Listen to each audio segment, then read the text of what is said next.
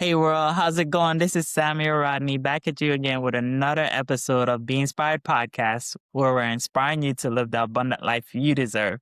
So I have another great guest on the line, and her name is Karin Velická, right? She's all the way on the other side of the country. So Karen, welcome to the podcast. Thank you so much for having me. It is such an honor to speak to you. I can't wait for our discussion. Yeah, it's going to be awesome. So before we jump right into it, I just want to give a quick shout out to all our subscribers that like, share, and comment every week and come here and share the love, share the experience. So if anything that Karen says today, tonight, go ahead and like and comment, share your insights, shares what was the biggest takeaway you got from her, all right? So the last thing I want to do is give a quick shout out to Creative Dream Collective. They're the one who complete our flyers, do everything. And if their link is going to be below this video, so go ahead and connect with them if you need any flyers or anything like that, t-shirt designs. All right. So Karen, life coach, author, tell us a little bit about how you became that and a little bit about the journey. Yeah, the journey was so beautiful and also quite difficult. And I don't even know where to begin because this all came together quite recently. And the journey, I would say, has started ever since I have started to look at psychology and how you can develop yourself to become more authentic. And to be more precise, it started when I have enrolled into coaching certification, because there I have really tried all these different tools that we can take into coaching with us. Yes. And I have been trying these tools on myself first. And thanks to that, I have really go deep into who I want to be, how I would like to show up. And slowly, with this clarity in mind, I have found out that the purpose that I have and the purpose that I have created is being a writer. And really, I have already written one book and I have another, I think a little bit more than one. Let's see how many there will be in the end. But I already have a few books that I have in mind. And on top of that, I have really found this passion for coaching where you can basically create a safe space for other people for them to find out who they like to be as well. So it's really about creating a safe environment for others and gently guide them towards finding who they truly are and who they want to be as well. Wow, that's awesome, man. And I really appreciate your journey because coming from where you came from and meeting you as a life coach through Mind Valley, it's just been a transformation. Because I remember when you were just a little nervous to get out there and wasn't sure of the path. So tell me a little bit of that experience and how it went for you. Yes, I have been actually thinking about changing ever since I started at my corporate job, because I could already feel that it is not the right place for me, but I didn't trust my inner voice yet to really follow it. So, also, when I started coaching and doing all of these coaching courses and coaching calls, because in order for us to be certified, we really needed to do a lot of coaching calls. And that meant that these sessions, I also was a coachee, a client where somebody else was coaching me. So there was really a lot of coaching that was happening and a lot of reframes and also a very many perspectives. So it was beautiful to see at the beginning that I had a lot of fear, because also the fear was coming from my good enough to go towards my dreams. And this was very important to see that these fears don't come externally. They're internal fears that you have within yourself when you are questioning whether you are worthy of these dreams, whether you are good enough as a person. So in the beginning, I think I had a lot of fears, but this was also important for me to, on one hand, do a lot of self-healing work. So really working on my shadows and trying to integrate them. But also on the other hand, it was to be surrounded by supportive people who keep me accountable and maybe see my potential before I saw it for myself. And basically I was able to also, you have also created a safe space for me where we were together in coaching session. And I remember when I was it felt like I can dare to even speak it out. And I really felt a little bit this comfort maybe, or Yeah, a little bit of fear as well to even speak it out loud that I want to change and I would like to go towards my dreams. So it really felt like a huge jump and leap of faith Yeah. to do it. And that's how I felt also when I started coaching certification, like a huge leap of faith. And then it just transformed. And here we are, not even 1 year later, because I think that's what clarity can do for you, right? That you then really follow your dreams with passion. Yeah, that's true. Like just following your dreams, having that clarity, things will move so much faster if you just have that level of clarity. You're able to move through life faster than just being unclear of your goals and where you want to go. So I like that for you. So, what is some of the healing work you did to yourself to help you get to the person you are today? Yes. Beautiful question. At the very beginning, I did therapy. And while I was going through therapy, I was also having a look at different books. There were also motivational and self development books, many psychologists that I have followed too. And I would say that that was the first layer of healing, basically trying to rationally understand who I am and how I want to show up. I was learning how to say no, learning how to listen to that inner voice that we have within ourselves, right? So it was really like peeling off these layers that were untrue to uncover who I am within. So that would be the first layer, really the therapy and books and the different materials. And then I feel like I have gone to the second level, which was also coaching and also some tools that are maybe at the beginning not so obvious, but also many people talk about it. It is meditation. This was I think, one of the most important tools that I have used.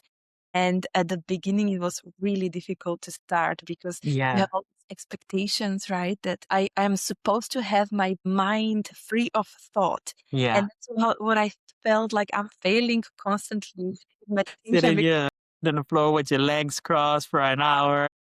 Exactly, and you feel like none of this is working.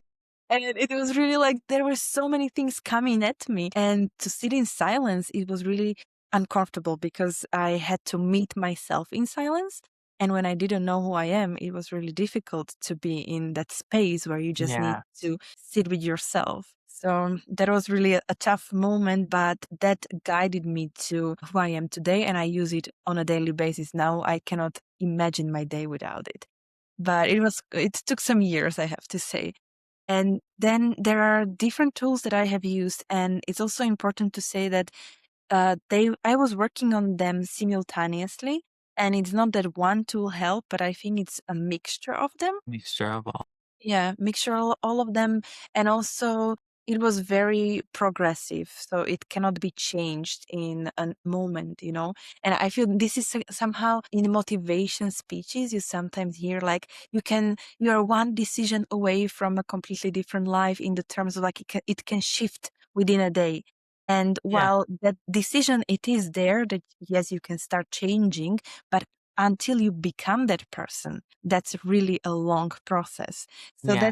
that's what really needs to be understood, that it's a process that takes a lot of courage, I would say, to really go and meet yourself and trying to change who you are, but also a lot of patience with yourself and with your surroundings, and also a lot of compassion. So I think meditation gave me that, to Yeah. learn how to be patient, because I was such an impatient person. you know, I So wanted to meditation and therapy. meditation, and then also breath work. It's Breath. one of the most important ones because it's also there for you, available for you immediately and always. And then also affirmations and body work, some EFT tapping or some somatic exercises. So when you are doing, I don't know if you know, butterfly taps or just hugging yourself, that can be a huge tool. So trying everything out and then somehow seeing what works best. So explain some of the things that you were going through while you were in therapy, if you're okay with sharing, how it manifested while you went to sessions and then you had time alone. How did that happen? What was going on in your mind as this change was occurring? Yes, so I have to say I had a lot of trust towards my therapist from the very beginning, and it took some time to find the right therapist who I can really open myself up towards. Yeah. And what was happening is because basically therapy, it is just, in a way, just 1 hour conversation per week.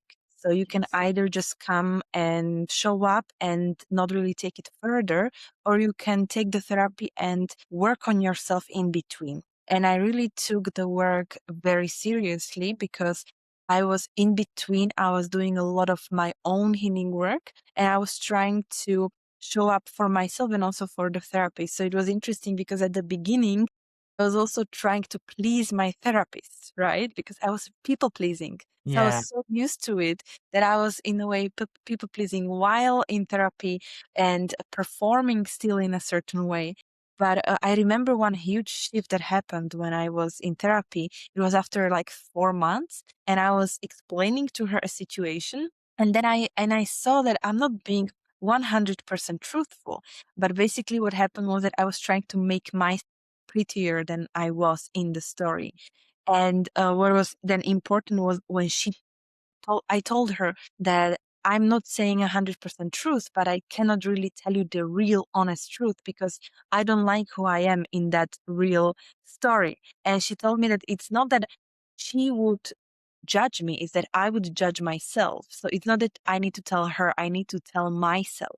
And that really shifted how I started to see myself. And I started to understand that I really need to start speaking honestly towards myself, to myself, about myself. And that was really a huge shift because since then I started to talk to myself in a different way. But as you are saying, how I felt and what was happening in between, it was a lot of doubt, a lot of fear as well, fear of change because you're going a new path. It is very uncomfortable and it felt like I'm going into a dark. But that's why I really needed her to hold my hand while I do it. So that was really important for me. But it was really a lot of discomfort, and I think I lost sense of myself as well. Yes. And in that space, also, it's also quite difficult, but at the same time, it's a blessing because I could really shape who I am and shape who I want to be. And also, my book was written during that time. So in the end, it all worked out. Nice. Because that's the book name, Dare Me Letters, huh? That you Yes, created from exactly. this experience, right? Yes, exactly. That's because it was the moment where I really lost the sense of self. I didn't know who I am. And the only outlet that I had was writing. And I really found that it is a very strong outlet for me. And I was just speaking from my heart while I was crying completely. And I was just there putting all of my emotions on paper. And at the beginning, I felt a bit guilty for having these emotions. So I Yeah. had to work through it to really accept them.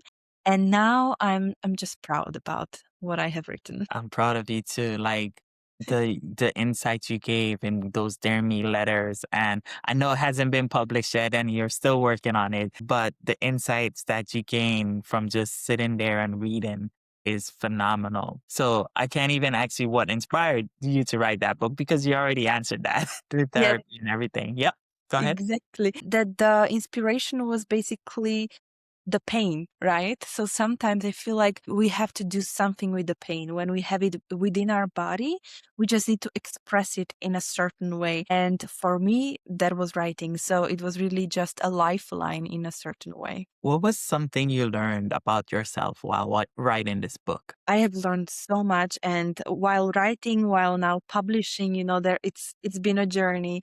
But I would say that at the very beginning, each letter showed me something else, and there are 5 letters, and each letter also shows a different emotion and a different part of the journey. So at the very beginning, the first letter also shows just acknowledgement of how much I don't know myself and how much I have been betraying my authentic self because of people pleasing, because of overgiving, and all these different unhealthy patterns that I have had. So it was just first of all acknowledgement of how much I don't know myself. Yeah. Second letter, and it was more about this anger. I had so much unexpressed anger within myself, and this was important for me to realize as well because I didn't know what to do with the anger when it happened, and also because we are not really I don't think it's just because of one thing.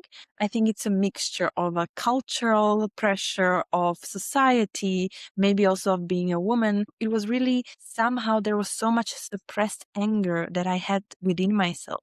And I needed to learn how to start expressing it. So one way was through therapy, but then I really found some body work like EFT tapping, where you are basically freeing your emotions by a certain touch. And this was really important for me to understand how to get rid of these emotions, but also how to accept them, how to look at them and feel it through.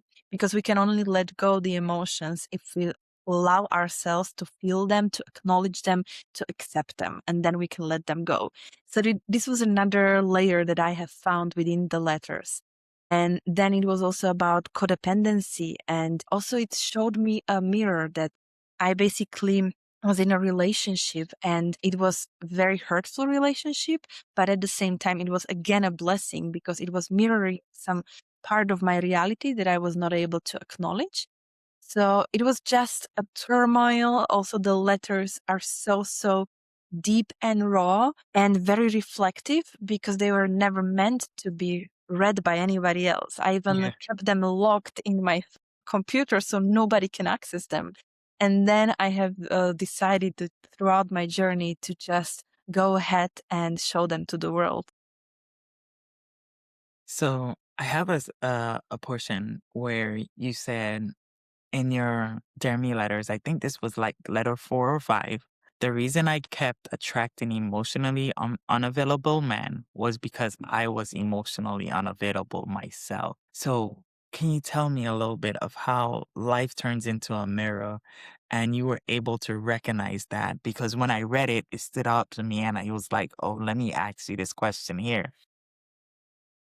Thank you for bringing this question. It's really, I was working on myself and I really thought that I am becoming vulnerable because I am doing therapy and I am starting to talk about my emotions. And I really thought before that if I speak my emotions, that it is something that is not wanted and something that can bring conflict to other people. So I didn't even know how to voice my opinions, voice my emotions until then. And then I started to go to therapy and was like, okay, I'm becoming vulnerable. I know who I am. And I started trusting myself. So I really thought that now I am healed and I can show up in such a way. But I think that there is also a different layer of healing in relationships because it is intimate relationship. So it's something very different.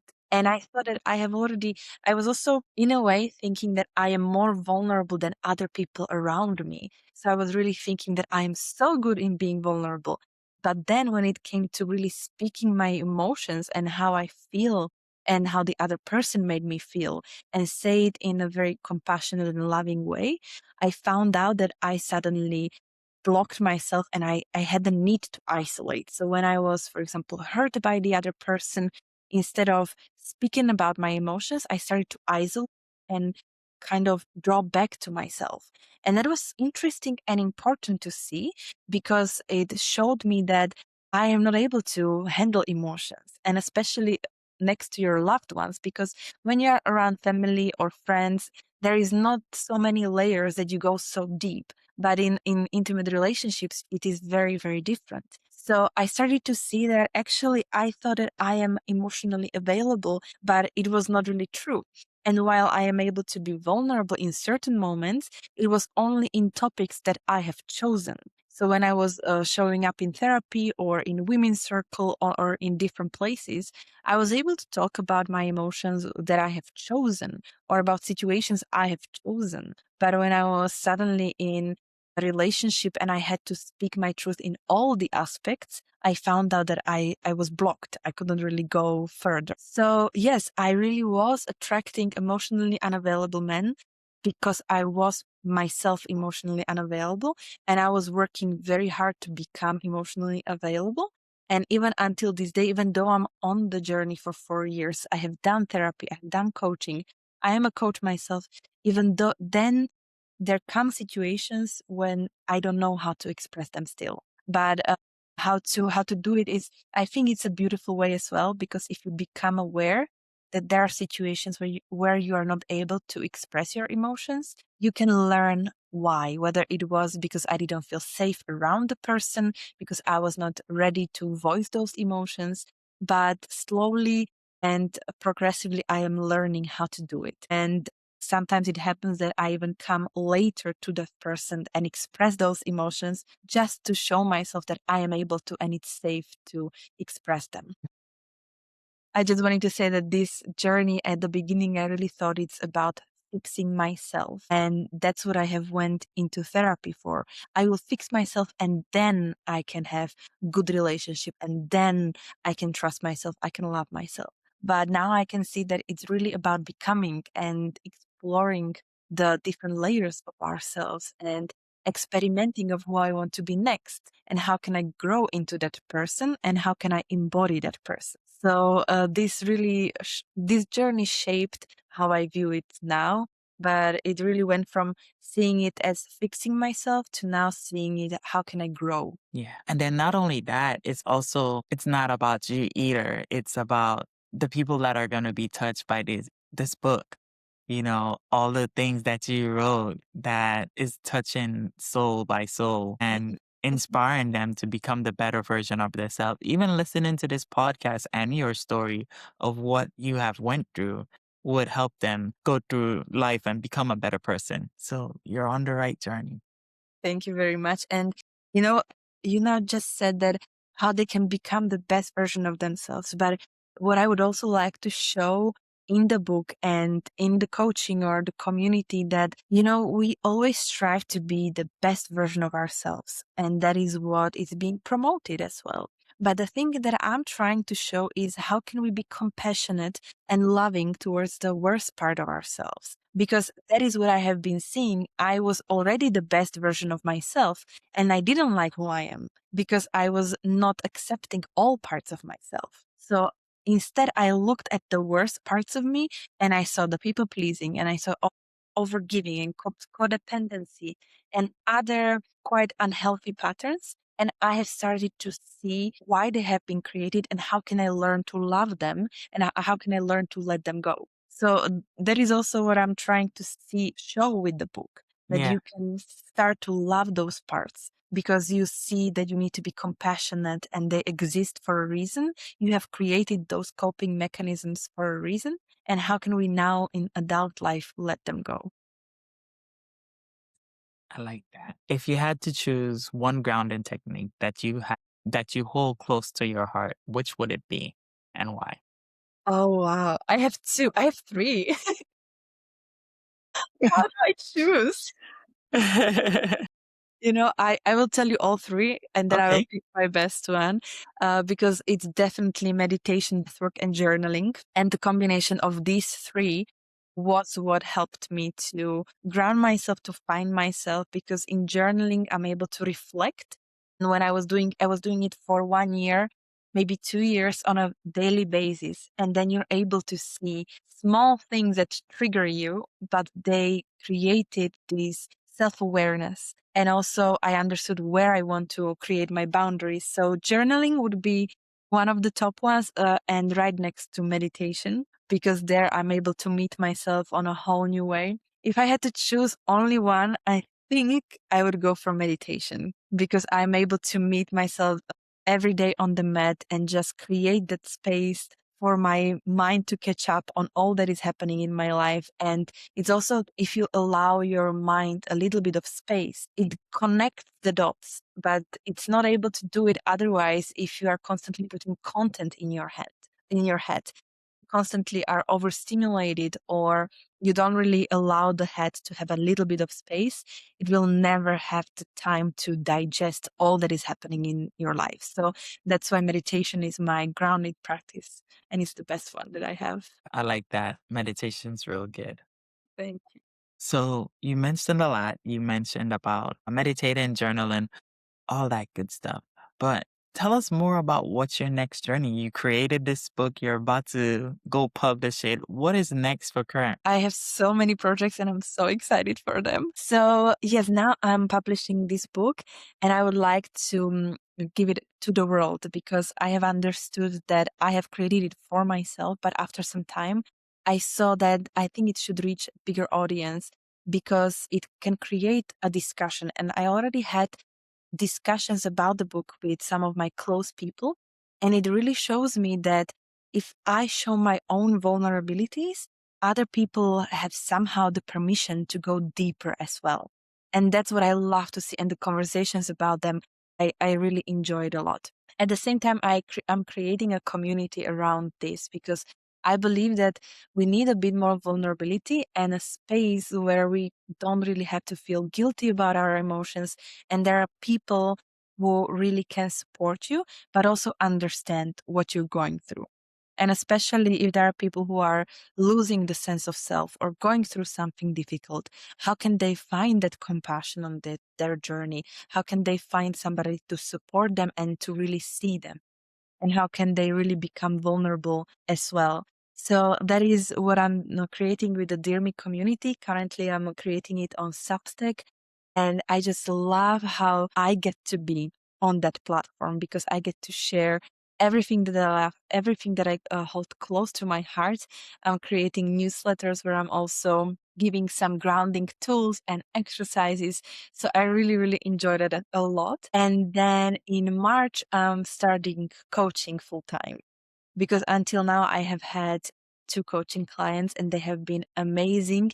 And I have enjoyed so much to create the same safe space that has been created for me before. And I think many people, they hold their own answers.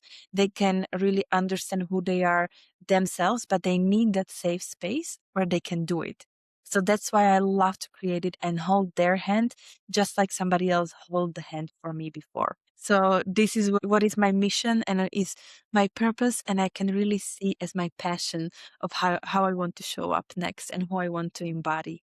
How is it that you're able to just be vulnerable and authentic and share your whole self and not care what the world have to say? I believe it's because I know who I am and I love who I am, and I don't have to change any part of me. And if I do want to change some part of me or something about myself, I get to do it because I believe so. But I don't really need this external validation. So if you don't really need somebody to validate your work, I also don't allow myself to be hit when somebody criticizes my work because I'm doing it for myself. I'm showing up for myself. I'm creating stuff for myself. I'm even publishing the book for myself because I have went through a huge journey when I was publishing it. I had a huge fear of rejection, fear of exposure, and just fear of being heard and seen. So it was a huge thing for me to get this published. So it's still in the process, but to just show up as who I am and have it as a statement and have it be enough. So that's why I have arrived to a place where I know exactly who I am. I know who I want to be. I get to change it based on my own terms, but I don't really need permission from other people. So that is the reason why, even when I'm sharing something vulnerable, I share it because I honestly believe that it could spark a conversation. It could perhaps inspire somebody to be vulnerable and see those emotions as something that is normal and okay, because we like to hide who we are behind different masks and facades. And I have done it as well. And at a certain point, I have lost myself within these masks and within these facades. And that is also the reason why it was so heartbreaking to find out how much I don't know myself on the journey. And that's why I have tried to change it and find myself so much. But because I have arrived to a place where I don't need validation, and even if criticism comes, I'm able to handle it because I'm able to love myself through any moment. That is the reason why I'm able to share something so intimate. That's amazing. So let's talk about if someone wants to go through the journey of creating a book and being able to publish it. What advice would you give them on this journey and just being open and vulnerable like you have become? I would say to first start with themselves because everything is a mirror in this life. And we should have, if we have the correct reason for doing it, it will always work out because you don't really create these huge expectations. So, because I'm coming also now, just as I have mentioned, I'm creating it for myself, I'm publishing it for myself. I'm not creating pressure and expectations of how the book must perform, because I'm doing it for my own self, for my own sense of fulfillment and purpose. And that is how we can shift it to see what is our why behind doing these things. And because it brings me so much joy and so much fulfillment, I don't really put a lot of attachment on the results. So if we can detach from the results and just create and be in the flow of creation, I believe we can have a little bit of ease in our mind, and things then come effortlessly as well. And I have seen this really happen, that because I'm creating things for myself and I'm attracting these opportunities in my life, and I'm attracting people who are helping me on the way forward, because I'm not putting so much effort and not effort, expectations of how it must be. I'm allowing the process to be in flow. I'm allowing the process to be whatever it needs to be. And I'm not putting so much pressure on, this is how I pictured it, this is how I envisioned it. And because it's not how I envisioned, it's wrong. And that's not true. We just need to shift our perspective and allow ourselves to mold and see it as a lesson, and also understand that there's no failure. There is always just a lesson that we can learn, and also define what is success for us. So for me, the success is that I had the courage to publish such a vulnerable book. And my goal is that if the book can touch the lives of 7 people, I will be happy. If 7 people tell me that that the book has really shifted their perspective, I will be very honored that I was able to help somebody in such a way. Awesome. For someone that is struggling, what is one piece of advice that you would give them for someone who's lost, who is can't see the way out the tunnel, just like similar to what you've experienced in your life? What would you tell them in this moment right now? I would tell them to try to be compassionate and considerate towards themselves, because I think very often we are harsh towards ourselves. When we are struggling, we think we should punish ourselves for struggling, because we are meant to be successful, we are meant to be performing in certain ways. So, how can we find compassion in that moment towards ourselves? And if there is a person who is struggling and they don't know who they are and they don't know how to even begin building their new life, I would say to start with very small and digestible steps. And for those steps, to try to have them as building self trust. Because if we start trusting ourselves, we can start to love ourselves as well.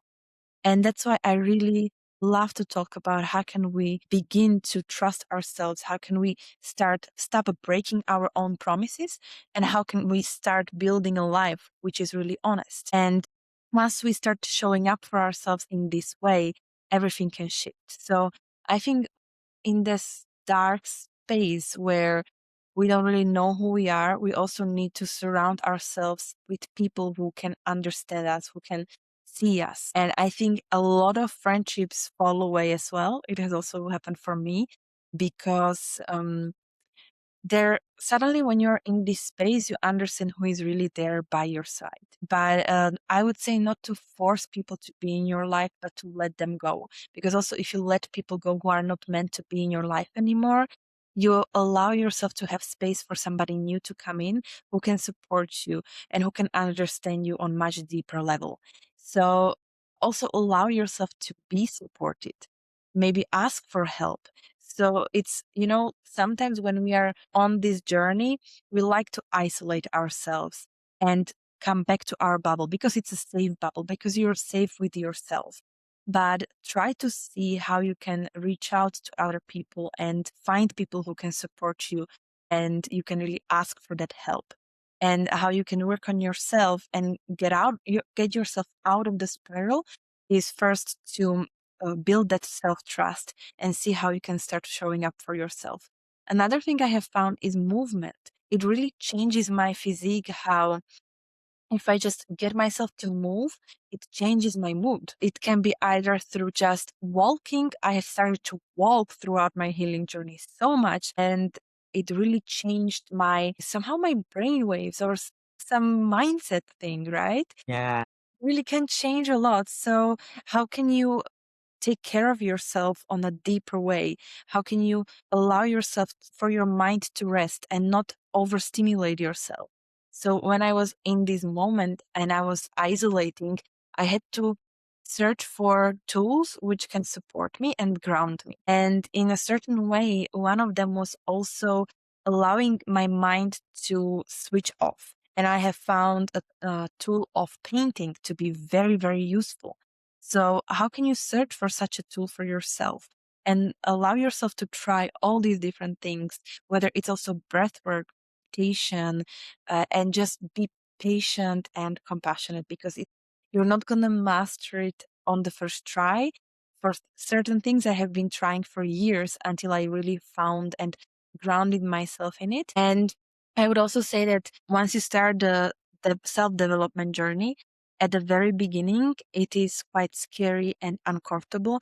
You're questioning why you even started, and you just have to keep forcing yourself to do it. But after some time, if you build that self trust and you understand what is the grounding tool that can help you, somehow slowly you see that you want to naturally grow and it will come effortlessly, and you will start asking yourself, who else can I be? How more can I grow? And that is the beauty of the healing journey, that it's tough.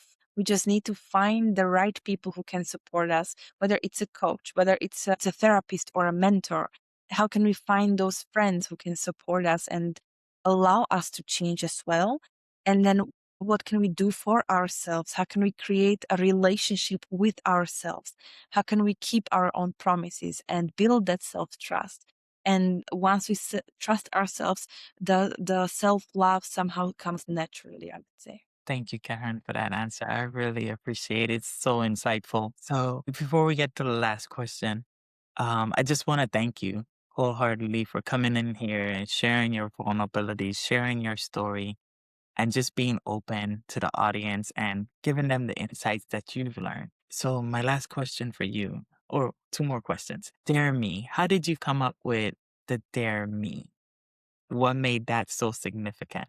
So before I answer you, I have to also tell you how much I appreciate the space that you are creating for us, because I have seen the podcast you have done before and I love the people that you have brought. They are so inspirational. You are so inspirational, and I remember the conversation in coaching we had together, how you are the first spark of just me starting to think that maybe my dreams are possible. Maybe I can leave my corporate job and go full in on my dreams. So yeah, thank you for being so kind and open yourself. So really, thanks a lot. And dear me, I didn't even put effort on creating title or anything. It was just I just created these letters and they always started dear me. And you have already read the letter. So maybe I'm not sure if you have noticed, but at the beginning I just started dear me. That was the first letter. And then maybe even the second one was dear me because I still didn't like who I am.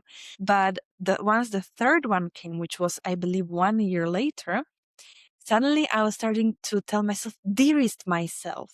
And the next one was, dearest all parts of me. And I think throughout the journey, you can see that, oh, this girl is starting to like herself, because suddenly dear me was not enough to talk to myself, because now I'm kind to myself. Now I love myself. So now I need to also show it in my writing that I'm dearest myself.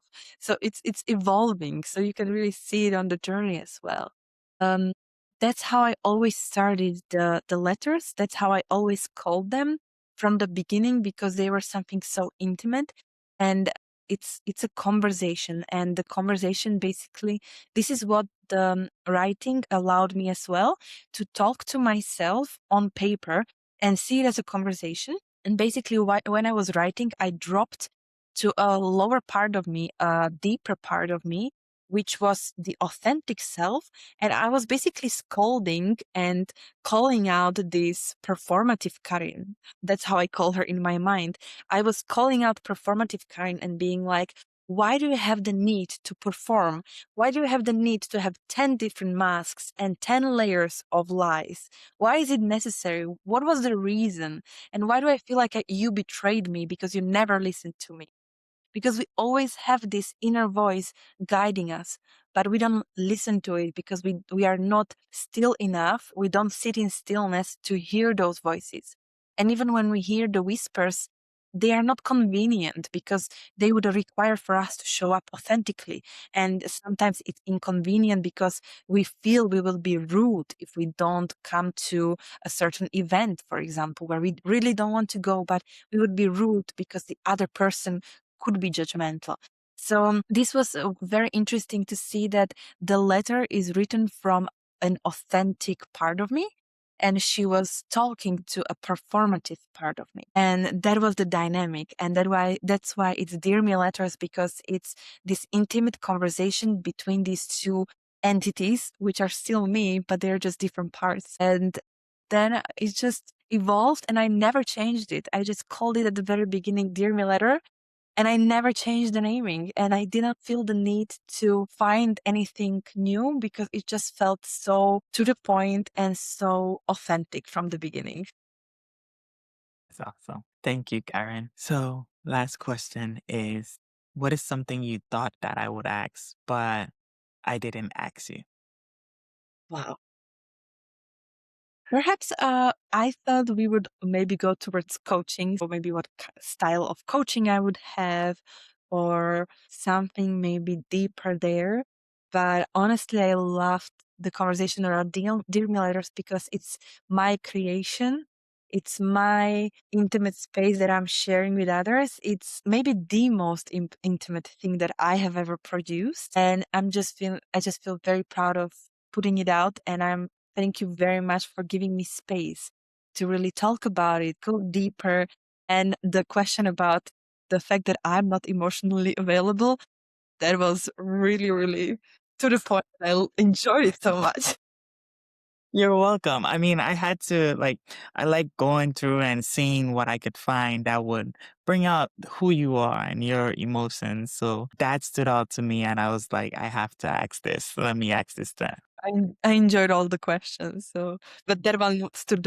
So, to answer your question, what kind of coaching methodology do you use and how do you coach? Touche. So the type of coaching I provide is a bit of mindset coaching, a bit of self-love coaching, but mainly it's about, I would say, finding the authentic and truthful part of yourself, and how can you be compassionate and just positive towards yourself? How can you create that relationship with yourself? So that is how I structure all of my coaching, and that's where we are going.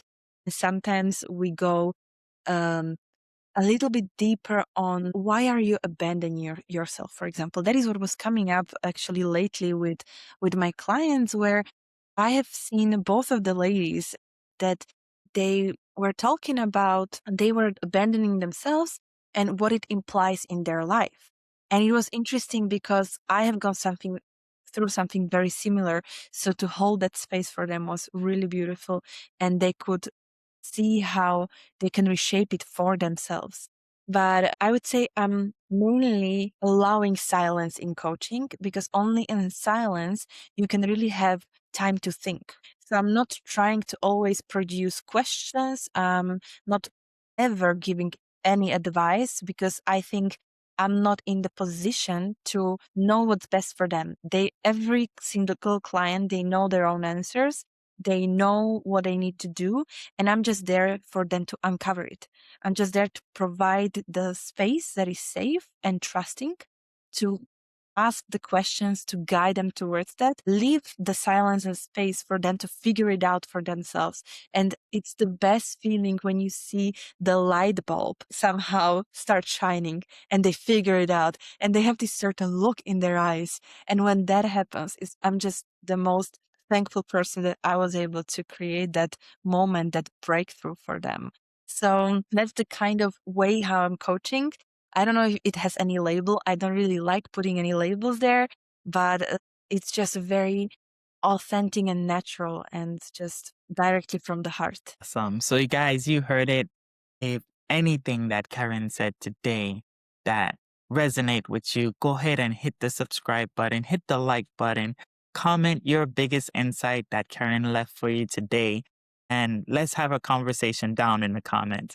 So I want to thank everybody for watching. Thank everybody for liking, sharing, and subscribing. And of course, Karin, thank you again for jumping on here and joining Be Inspired podcast, where we're inspiring you to live the abundant life you deserve. Any last minute words for the audience, how we could connect with you or anything like that? Yes, first of all, thank you very much for inviting me. It was such a great conversation and I love all the work that you're doing. The way how you can reach out to me is either on Instagram. I'm creating the Dear Me community on Substack. So that's where you can find basically most of my posts or video posts or newsletter.